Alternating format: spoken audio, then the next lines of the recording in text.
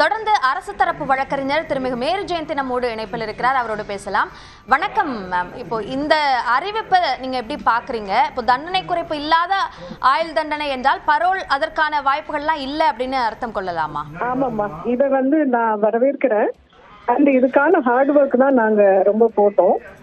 And இந்த இதுல 30 years of life imprisonment without remission அப்படின்னா இதுல ரொம்ப முக்கியமா கவனிக்கப்பட வேண்டியதுமா. அதாவது இவர் வேற எந்த சலுகைகளினாலும் வெளியே போயிட முடியாது. 30 ஆண்டு காலமும் அவர் கம்ப்ளீட்டா அந்த லைஃப் இம்ப்ரிசன்மெண்ட்ல அவர் இருக்கணும். அதுதான் இதோட சிறப்பம்சம் அப்படின்னு நான் நினைக்கிறேன்மா.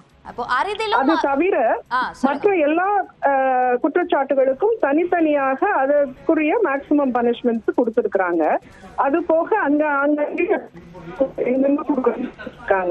எல்லா ஃபைன் அமௌண்ட்டும் காம்பன்சேஷனாக அந்த விக்டிமுக்கு கொடுக்கணும் அப்படின்னு இருக்காங்க. அது போக பிஎல்எஸ் என்ன காம்பன்சேஷன் கொடுக்கலாம் அப்படின்னு அவங்க முடிவு பண்றாங்களோ அதுவும் அந்த விக்டிமுக்கு கொடுக்கணும் அப்படின்னு ஜட்ஜ்மெண்ட் கொடுத்திருக்காங்க. இது ரொம்ப சிறப்பான ஒரு ஜட்ஜ்மெண்டா நான் பாக்குறேன். அரசு தரப்புக்கு கிடைத்த மாபெரும் வெற்றியா பாக்குறேன்மா. நன்றிமா. நன்றி. நன்றி திருமிகு மேரி ஜெயந்தி.